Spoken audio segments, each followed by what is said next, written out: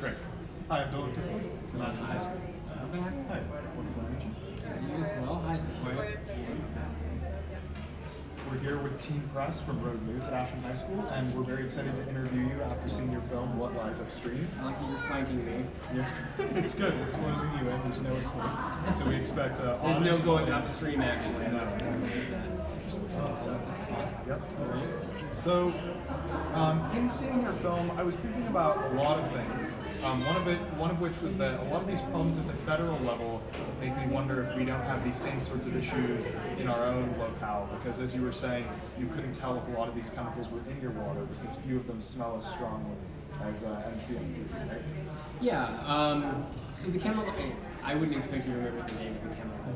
There's a lot of facts involved. But yes, this chemical MCHM it had a very high odor threshold. This means you can smell it at 1 part per trillion.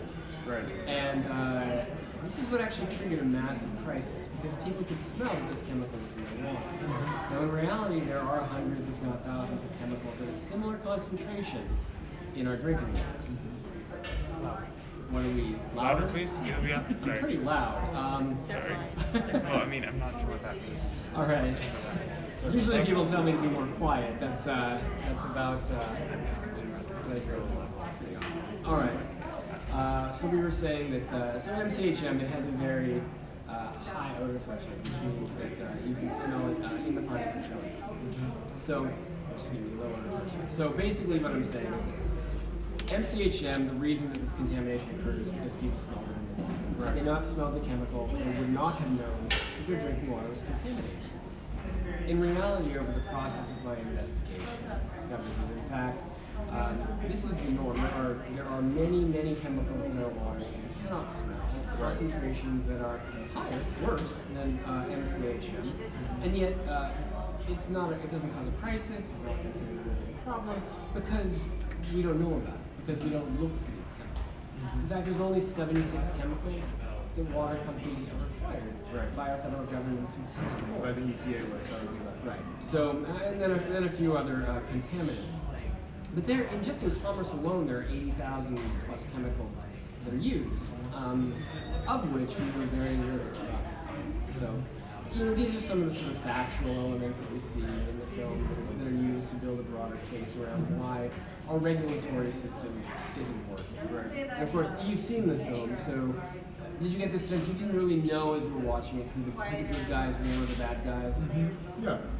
Right, and as you pointed out in the talk back afterwards, things develop. Characters that at first felt very sympathetic, they didn't necessarily turn into bad characters, but they became compromised by their other agendas, their other objectives within being a part of the system, as you call it. So that's very interesting. And so thinking about it, on how it might apply to us all on a local level and how we might have to address these things, specifically I'm thinking about people who just think of regulation as a bad word when you try to get things passed in your local community and get progress. How do you think we can find a common ground between the people that just say regulation is inherently anti-business and those people that want to have more science and more education about these things? Where do we find the middle ground in working together? Well, I haven't found any meaningful evidence that shows that regulation is choking business. There are examples where something can be, extraneous, but when it comes to public health, when it comes to environmental health, generally speaking, actually these things boost local economies. They make people want to visit the area more. They make it so people get sick less. I mean, these things actually end up helping the economy more. So for people who are thinking, gosh, this is in direct opposition with the economy, actually they go hand in hand. I'd also say that, I'm not super pro regulation. What I am pro is making sure that we protect public health and do what we need to.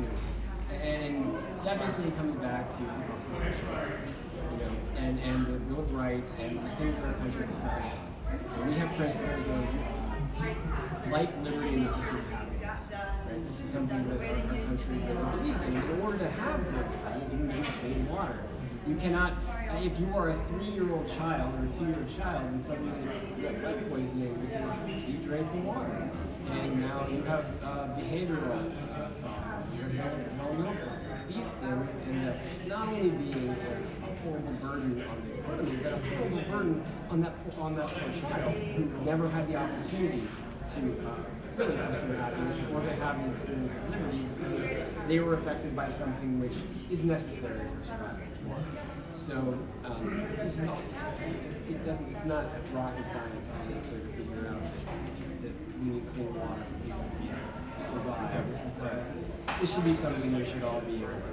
Of course. I think this country where we boast, happiness and health more than other still developing countries. This should be something that we're still working on. We're very low in the hierarchy when it comes to both happiness and health.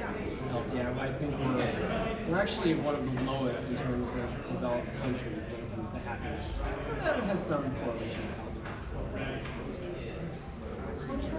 And looking to the future, are there lessons you learned? I know that you're always taking on a new topic, right? Because you hear things in the news, or you see things in the world that you feel like need to be addressed and taken on. But within the filmmaking process and the process of looking at something in the world and either trying to expose it, or educate people on it, or even just educate yourself on it, is there anything you learned from making this film that you think will make you a better filmmaker? You become a better filmmaker when you do project. I mean, the best experience when it comes to making films is that you learn from it and you get better. That's the whole reason why I'm making this real world application. You're learning more right now from doing this than you were from talking about it. And it doesn't stop. I mean, every time you tackle something, you learn a little bit more. I mean, I have a much better understanding now how to deal with politicians, work with state and I understand the regulatory process than I did before. And you learn how to, make things more compelling and entertaining, and also make them popular. For me, genre is really important. Cinematic language is important when we're making stories that are grounded in truth, because that's the way we've grown up with, and so stories like this should be dry. They should be something that we find riveting, because real life is riveting. It's just a matter of figuring out how to tell that story, how to make it riveting, and that's something you learn to do better with every project. Because like we saw today, things happen when you're on a set, right? Maybe you can't get a microphone working, and you figure out ways in the future to compensate for that, or work around that, or make it not happen again in the future. So every experience, I make mistakes all the time. We had instances where we lost microphones on the set. It happens, and then you go, oh, I wish I had it, but next time you do a better job when it comes to something like that. So we're always learning on every project. I think what you were saying about being able to marry what's entertaining and accessible and interesting to people with what's important and educational is important. Like you were saying, these things shouldn't be drama. Even though when you hear the term documentary, people might associate the genre with some sort of dryness. And it reminds me, this morning I was listening to you talk, and you gave that Simpsons analogy about someone who had so many diseases they didn't know they were sick. And I thought that was a perfect example of you kind of bringing in a little bit of entertainment and lightheartedness into a very serious subject. Really, in your core, you don't feel lighthearted, but you're able to bring people into the genre in those other ways. Has that kind of been something that's been with you since you were a child, like a love for humor or a love for that kind of entertainment, and then bringing that into more serious subjects? Do you feel like that's always been a part of your approach? Well, look, I'm not comparing myself to Shakespeare, but even in his tragedies, it's like sad, sad, sad, funny. You have to give people some levity or they're never going to make it through the story. So just structurally it's necessary. But yes, since that was over, I think that comedy, when you can apply it tactfully, is vital to telling the larger story. Because tragedy is funny. It gives us relief when we're able to share mutually in something that is generally speaking upsetting, and figure out a way to go, oh gosh, things really are terrible. We all accept that, and actually there is some humor lying within it. So I think that anytime you can apply that, particularly in a dry setting, it keeps people engaged, and it also is just entertaining. Catches them off guard. Yeah, absolutely. Well, thank you both. Can I ask one Yes. question? I'm just curious. So in the theater, many of the things that people you've interviewed said, us Ashlanders found so absurd that they were humorous. Have you encountered that in your film festivals? You mean the characters in the film say that are so humorous?